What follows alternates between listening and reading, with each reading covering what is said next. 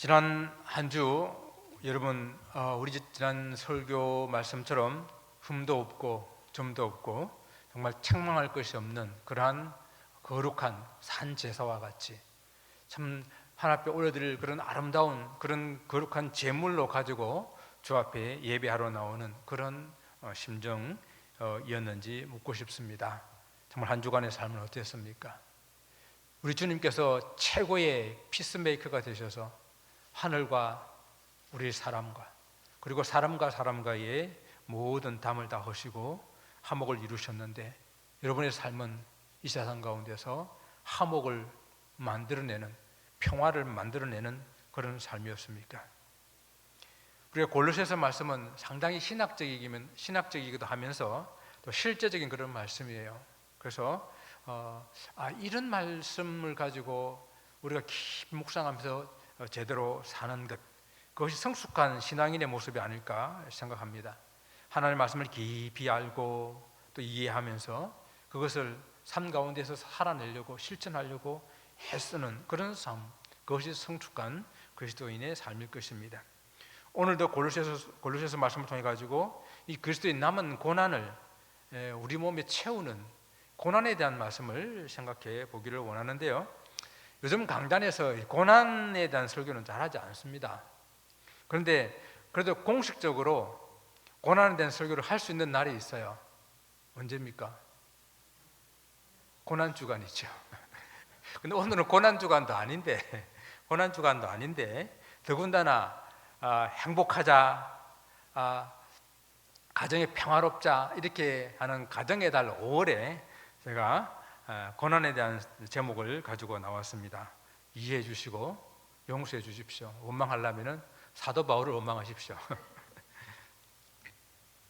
이 세상에 괴로움을 받고 고난을 받는 것을 좋아하는 사람이 없을 것입니다. 사람이라고 하면 누구나 평안하고 행복한 삶을 추구하며 원합니다. 가끔 이제 그 유튜브에 올라오는 그런 동영상 중에서 뺨을 때리는 경기가 있더라고요. 슬랩 파이팅이라고 하는 그런 경기인데요. 저는 그걸 보면서 정말 세상에 없어질 그런 격투기가 많이 있는데 그 중에 하나가 이게 아닌가 그렇게 생각해요. 그 덩치 큰 사람들이 사정없이 상대방의 뺨을 후려치는데 나가 떨어집니다. 그리고 다시 일어나가지고 또 그 사람도 상대방의 뺨을 치는 거예요. 나중에 우승을 해도 우승한 사람도 이렇게 부어가지고 얼굴 형태를 알아보지 못한 상태에서 우승 벨트를 메고 이렇게 기뻐합니다. 참 격투기라고 하는 것이 다 이렇게 상대방을 때리는 건 경기이긴 하지만 참 보기가 너무 민망한 그런 경기가 있더라고요. 그런데 만약에 이런 어떤 경기에도 큰 대가가 지불된다면은 사람들이 이런 고난도 가려고 하는 사람들이 들어 있을 것 같아요. 저 같은 경우에 뺨 한 대 맞는데 10억 준다 그러면은 여러분 어떻겠어요? 뺨 한 대에 10억 준다. 한번 맞아볼 뿐만 하죠, 그죠? 그런데 사도 바울은 이 고난을 당하는데 뭐 큰 보상도 없는데 이 바울이라는 사람은 이렇게 말합니다. 나는 이제 너희를 위하여 받는 괴로움을 기뻐하고,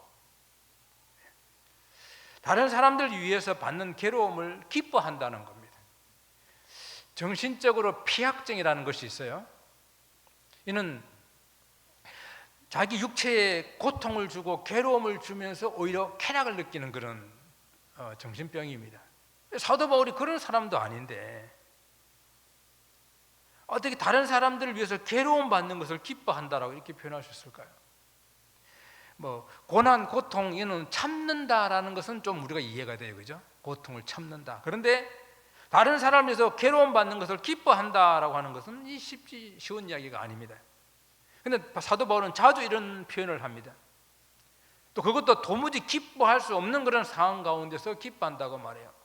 이 골로새서도 빌립보서나 빌레몬서 같이 마찬가지로 감옥에서 썼기 때문에 옥중서신이거든요. 감옥에 갇혀서 뭐가 그렇게 기뻐서 기뻐하라 기뻐하라 말하고, 또 다른 사람들을 위해서 받는 고통 고난 이것을 내가 기뻐한다라고 이렇게 말할까요? 그러면 사도 바울은 말하기를 그리스도의 남은 고난을 그의 몸된 교회를 위해서 내 육체에 채우노라라고 그 본문에 말씀하고 있어요. 먼저 우리는 그리스도의 남은 고난이 무엇인지를 이해해야 됩니다. 무엇이 남았다라고 하게 되면은 다 이루지 못한 어떤 것이 남아 있어서 마저 그것을 해야 되는 어떤 그런 것으로 이해할 수 있잖아요. 제가 가끔 말씀드린 내용 중에서 저 요즘에도 꿈을 꾸는 게 하나 있는데, 그 꿈 중에 다시 군대에 입대하는 꿈을 꿔요. 지금 60이 넘은 나이에 자꾸 군대에 다시 들어가는 꿈을 꿉니다. 다른 우리 남자 성도님들께서 혹시 군대 생활이 힘드셔가지고 다시 군대 가는 꿈을 꾸시는 분이 계신지 모르겠는데요, 저 같은 경우에는 제가 신학대학 때에 군종장교 후보생으로 이렇게 합격을 해가지고 그렇게 준비를 하고 있었는데, 뭐가 좀 잘못돼가지고 29살 만 30세 되기 하루 전날 사병으로 끌려갔습니다. 그래서 제 마음속에 그 군종장교로 군목으로 가지 못한 그것이 계속 마음에 남아 있어가지고 또 군대로 가고 또 군대로 가는 그런 꿈을 계속 꾸는 거예요. 뭔가 이루지 못한, 남겨져 있는 그 무엇이 있어가지고, 여기서 말하는 그리스도의 남은 고난이라고 하는 것은 그리스도께서 이루지 못한 어떤 남겨두신 어떤 것을 말하는 것이 아니에요. 그리스도께서 고난 받으신 이유는 무엇입니까? 우리의 구원을 이루시기 위해서 십자가를 지신 것 아니었습니까? 그런데 우리가 오해하지 말아야 될 것은 그리스도의 십자가의 고난이 우리를 구원하시기 위한 무언가가 좀 부족한 것이 있어서 사도 바울 같은 사람이 그 남겨진 고난을 대신 져야 한다 하는 그런 의미가 아니다라는 거예요. 그저 십자가는 하나님께 드려진 단 한 번의 완벽하고 영원한 제사라고 그러잖아요. 그것이 히브리서 10장에서 말씀하고 있잖아요. 그죠? 단 한 번에 드려진 완벽하고 영원한 제사라서 더 이상 제사가 필요 없는, 그래서 예수님께서 십자가를 지시고 마지막 선포하신 말씀이 무엇입니까? 다 이루었다. 그것은 내가 죄값을, 모든 인류의 죄값을 다 지불했다, 페이오프 했다라는 그런 선포이거든요. 지난주 말씀처럼 이 그리스도의 십자가는 우리의 구원을 이루기에 충분하다, 충분하다, 완벽한 제사입니다. 그럼 사도 바울이 말하는 그리스도의 남은 고난, 이 고난이라는 것이 도대체 무엇입니까? 그것은 주의 복음을 위한 고난이에요. 주의 몸된 교회를 위한 그 사역을 말하는, 그것을 자기 몸에 채운다라고 말하고 있는 겁니다. 그리스도의 교회를 위한 고난, 그것은 곧 그리스도를 위한 고난이에요. 이미 이 교회는 뭡니까? 우리 그리스도의 몸이라 그랬잖아요. 그죠? 이 교회는 그리스도의 몸입니다. 그러니까 그리스도와 교회는 하나예요. 또 우리 그 교회를 이루고 있는 우리도 그리스도와 하나예요. 그래서 사도 바울이 바울 되기 전에 그 이름은 사울이었고, 그때는 예수 믿는 사람들을 고난하고 핍박하고 옥에 가두고 잡아 죽이는 것을 당연하게 여겼던 그런 사람입니다.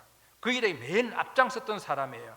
그래서 그 일을 하기 위해서 다메섹으로 가다가 부활하신 예수님을 만나게 됩니다. 그때 주님이 뭐라고 말하는가 하면은 나는 네가 핍박하는 예수다 그랬어요. 지금 사울이 예수 믿는 사람들을 옥에 가두고 핍박하고 죽이는데, 그 일을 가지고 예수님께서는 네가 핍박하는 예수다 그랬다고. 그러니까 성도들을 핍박하는 것이 곧 예수님을 핍박하는 것이고, 교회를 핍박하는 것이 곧 예수님을 핍박하는 것이다 라고 말씀을 하셨거든요. 그러니까 바로 예수님을 위해서 고난받는 것이 교회를 위해서 고난받는 것이고 동일하다는 이야기입니다. 그래서 사도 바울은 복음 전파 중에서 자기가 고난받고 핍박받고 어려움 당하는 모든 것들이 곧 자신과 함께 연합되어 있는 예수 그리스도를 위해서 고난받는 것으로 생각하며 기꺼이 그 길을 갔던 것입니다. 그러므로 그리스도의 남은 고난이라고 하는 것은 교회를 통해서 그리스도께서 우리에게 맡겨주신 사명, 그 사명을 다하는 것이에요. 주님께서 남겨진 제자들과 우리들에게 주신 사명이 무엇입니까? 무엇이에요? 유언과 같은 지상 대명령, 바로 그것이 너희는 가서 모든 민족으로 제자를 삼아 아버지와 아들과 성령의 이름으로 세례를 베풀고 내가 분부한 모든 것을 가르쳐 지키게 하라. 마태복음 28장 19절부터 20절 나오는 이 지상 대명령, 이것이 제자들과 우리들에게 남겨주신 사명, 이것이 그리스도의 남은 고난이라는 이야기입니다. 바울은 주님의 몸된 교회에 주신 이 사명을 감당하기 위해서 기꺼이 고난받으며 그 고난으로 자신의 육체에 채운다 그랬는데, 육체에 채운다라는 이 단어는요, 한 번 채우는 것이 아니라 계속해서 번갈아가며 자기 가운데에 가득 채워나간다, 채워가고 있다라는 그런 뜻이에요. 사도 바울이 그렇기 때문에 이 일을 계속하는 거예요.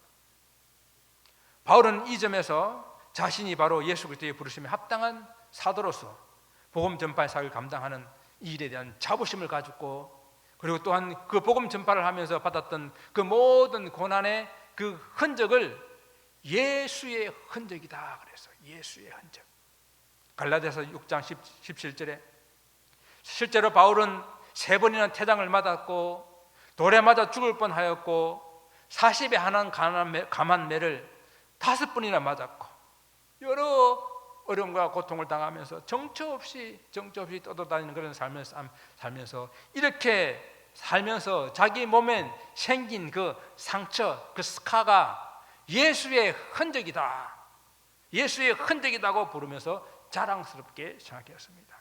여기서 흔적이라는 이 단어는요, 고대의 노예의 주인이 노예를 자기 것이라고 표시하기 위해서 새겨놓은 그 상처를 여기서 흔적이라고 그랬어요.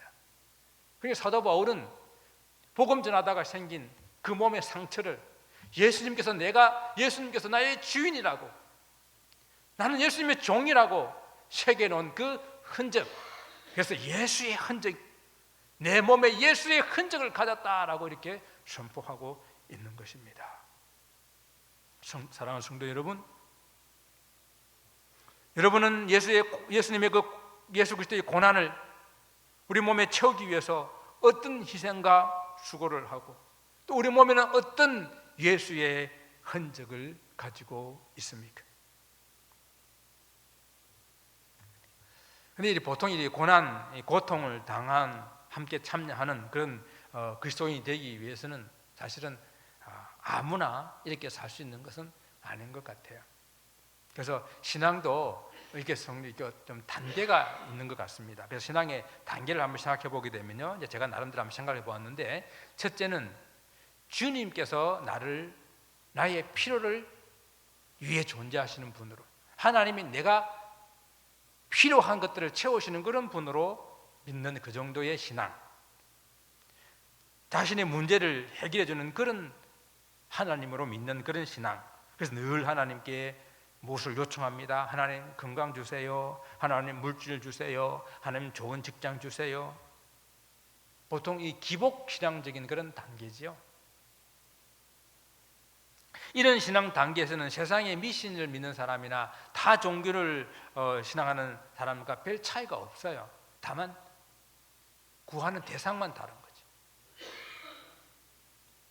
그럼 두 번째 단계는 주님을 이제 믿고 좀 믿음의 공동체인 교회에 어느 정도 관심을 좀 가지고 그 안에서 즐기고 누리는 그런 단계입니다. 그런데 좀 이럴 때는 요청만 하는 것이 아니라 하나님께 기도다운 기도도 좀 합니다. 성경을 좀 읽어서 하나님에 대해서 좀 알고 싶어 합니다. 하나님 어떤 분이신가? 예수님 어떤 분이신가? 그분은 나를 위해서 무엇을 하셨는가? 또 교회에서 성도들과의 교제하면서 신앙생활에 좀 재미를 느끼게 됩니다. 찬양할 때 즐겁고 성도들 간의 사랑도 나누고, 이 단계에서는 교회의 성도 혹 교회 멤버라고 생각을 합니다. 조금 더 우리 지나가게 되면 세 번째 단계에서는 내가 하나님을 위해서 무엇을 해야 할지를 생각하는, 헌신이라고 하는 단어를 생각하는 그런 단계입니다. 교회 공동체의 고통과 아픔에 관심을 가지고 동참합니다. 내가 가진 것으로 어떻게 하나님을 기쁘시게 할 수 있을까 고민합니다. 내가 어떻게 하면 이웃의 아픔에 동참할 수 있을까 고민하며 헌신하며 좀 더 성숙한 그런 단계로 나아갑니다. 물론 신앙이라 하는 것은 여기서 멈추는 것이 아니라 끝이 없이 이렇게 성장하고 성숙해 나가야 되는데, 우리가 늘 기도하고 바라듯이 그리스도의 장성한 분량에 이르기까지 우리는 자라가야 하는 것이죠. 제가 이렇게 몇 가지 단계로 이렇게 말씀드린 것은, 그리스도의 남은 고난을 감당하는 성도가 되는 것은 적어도 첫 번째, 두 번째 정도에서는 생각하지 못하더라는 거예요. 또 할 수 없더라는 것입니다.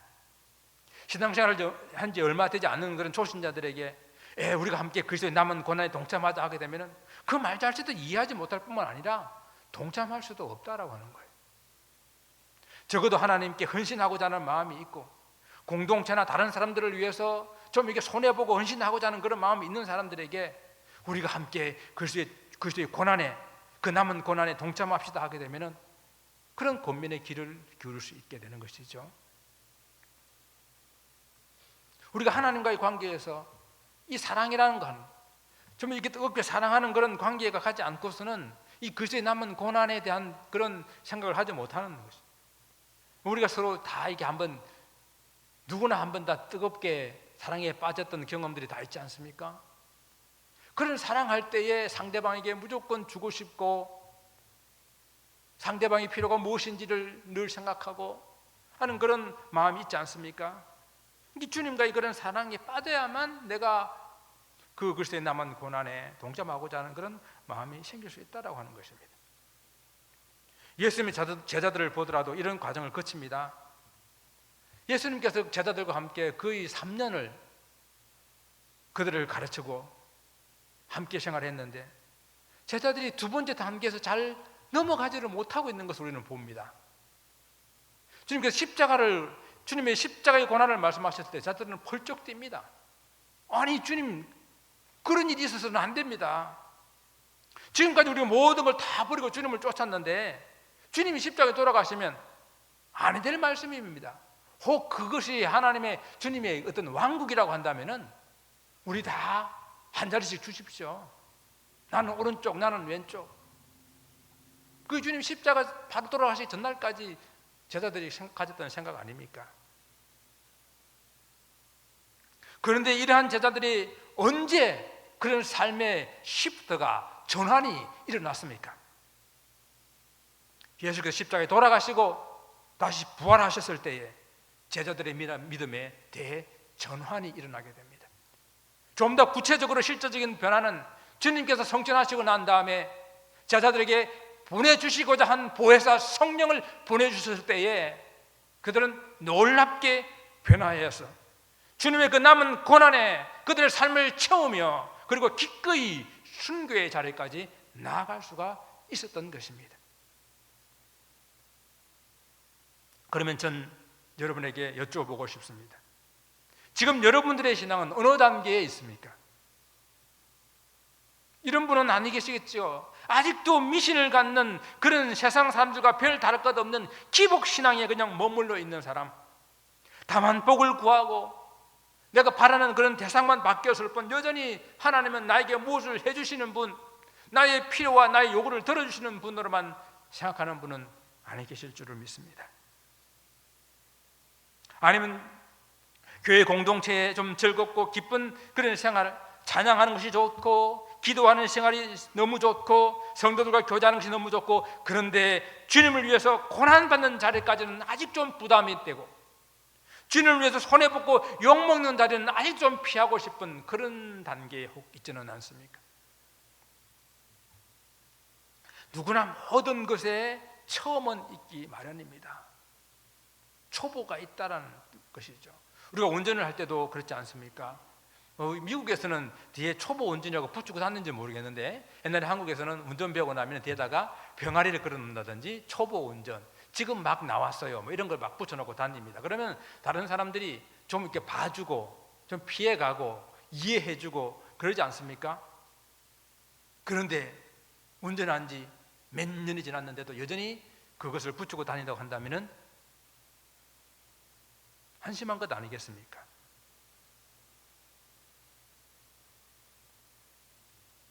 내가 신앙생활 한 지 몇 년, 몇십 년이 지났는데도 여전히 초보에 머물러 있다고 한다면, 여전히 내가 하고 싶은 대로 내가 좋아하는 것만 나의 중심으로 신앙생활을 하면 아직도 우리는 초보에 머물고 있는 거예요. 기분 내키면 하고 아니면 안 하고. 이런 초보에게는 그리스도의 남은 고난, 그것이 무엇인지 알지도 못하고 관심도 없고 더구나 동참할 수도 더더욱 없는 것입니다. 오히려 고난이 찾아오게 되면 하나님을 원망하고 신앙을 포기하게 만드는 장애물이 되는 거예요. 고난이.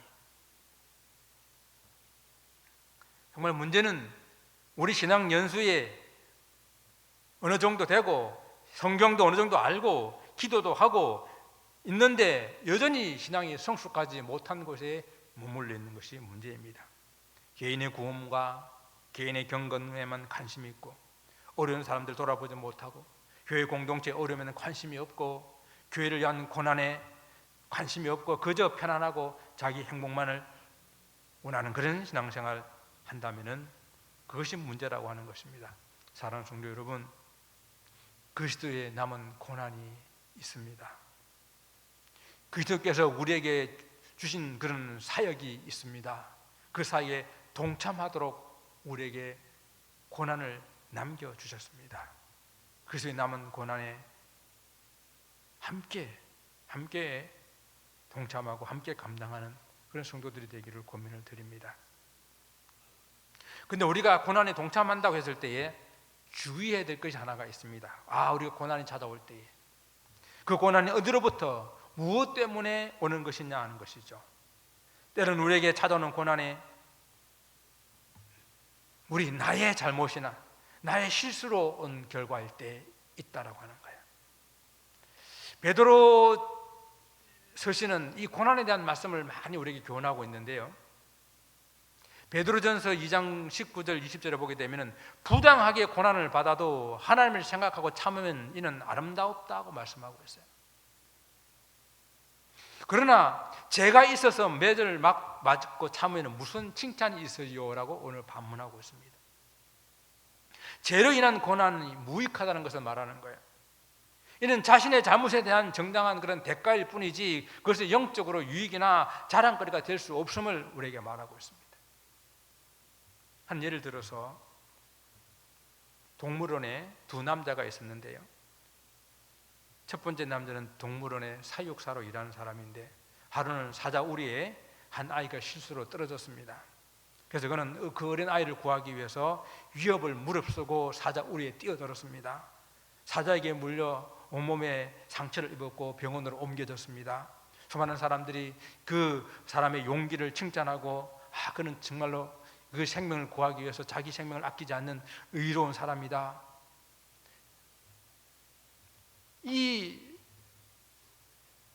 입은 상처와 아픔과 그런 고통들은 다른 사람을 구하기 위해서는 가치 있는 그런 유익한 그런 고난이죠. 그런데 또 다른 한 사람이 있습니다.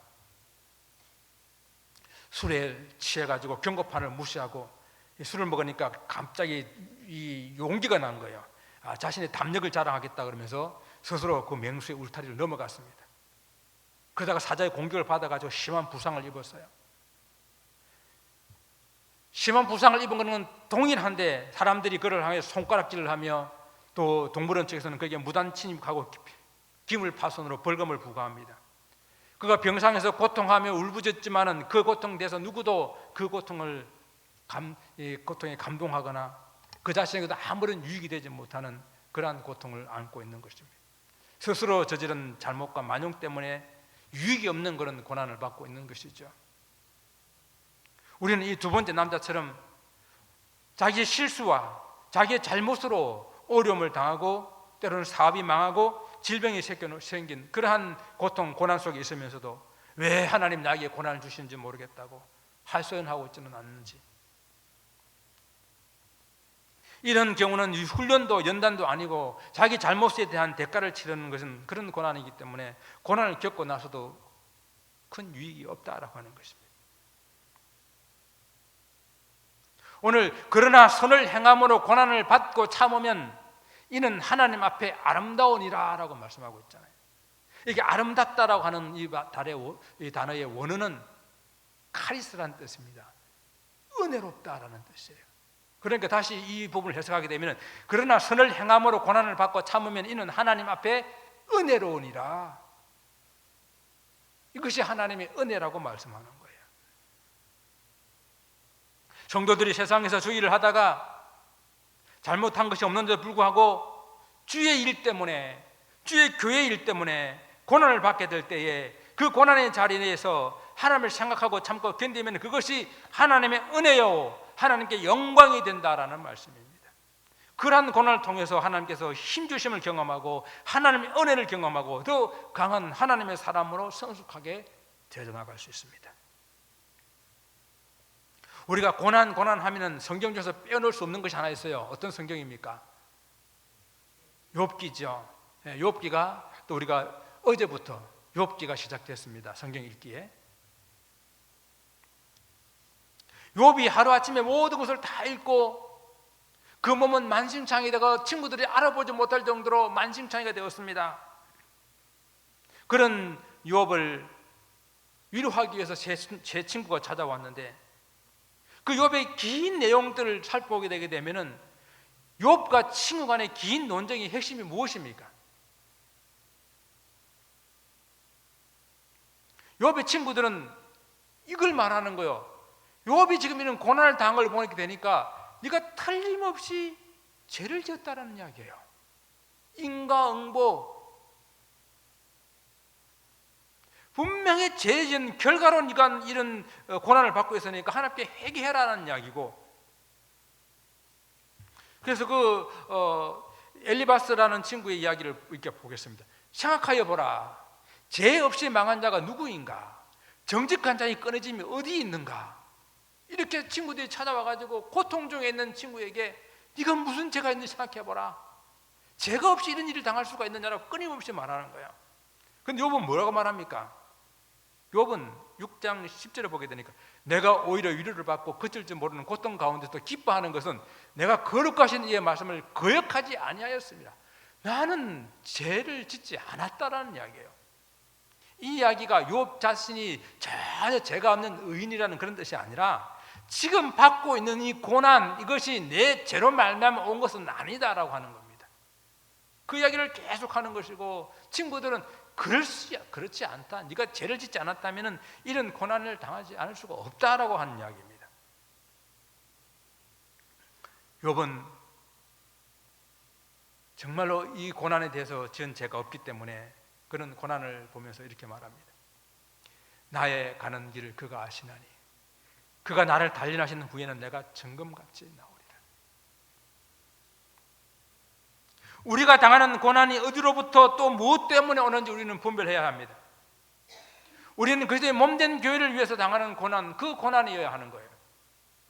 그래서 부당하게 애매히 하나님 뜻대로 살려고 하다가, 경건한 성도의 삶을 살려고 하다가, 어려운 사람을 도우려고 하다가, 교회의 어려움에 함께 동참하려고 하다가, 주의 복음을 전하는 그 일을 하려고 하다가 고난이 찾아오고 핍박이 찾아오고 어려움이 찾아오는 그 어려움을 우리는 당해야 되지,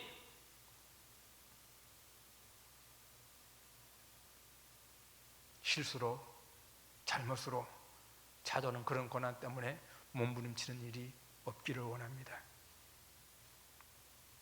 이런 고난을 당하고 감당하고자 기꺼이 믿음 앞에 나가는 그런 삶이기 때문에 이 사도 바울은 그리스도의 남은 고난을 그의 몸에 채운다라고 말하면서 부당하고 억울하고 전적으로 다른 사람 때문에 고난당한 그것을 생각하게 될 때에 우리 주님보다 더하신 분이 있을까? 사도 바울이 생각하는 그거예요. 세상에 억울한 고난당한 그런 일을 생각할 때마다 우리 주님이 당하신 고난보다 억울한 고난이 어디 있을까?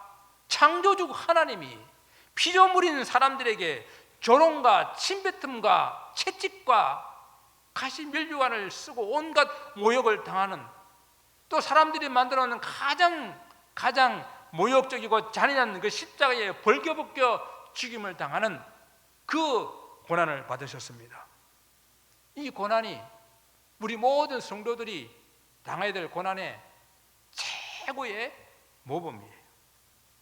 사랑하는 성도 여러분, 그래서 사도 바울은 다시 오늘 본문의 말씀을 이렇게 하고 있는 것이죠. 그리스도의 남은 고난을 그의 몸된 교회를 위해서 내 육체에 채우노라. 내가 이제 내 몸에 예수의 흔적을 가졌노라. 사랑하는 성도 여러분, 그리스도 때문에 그리스도의 몸된 교회를 위해서 여러분 몸에 예수의 흔적을 가지시기를 바랍니다. 이 그리스도의 남은 고난을 그리스도의 몸된 교회를 위해서 저 여러분이 감당할 몫이 여전히 남아 있습니다. 그래서 우리는 주의 십자가를 이 세상 가운데 전하며 저마다 주어진 자기 십자가를 지고 끝까지 주님을 따라가는 저 여러분 되시기를 주님 이름으로 축원을 드립니다. 기도하겠습니다.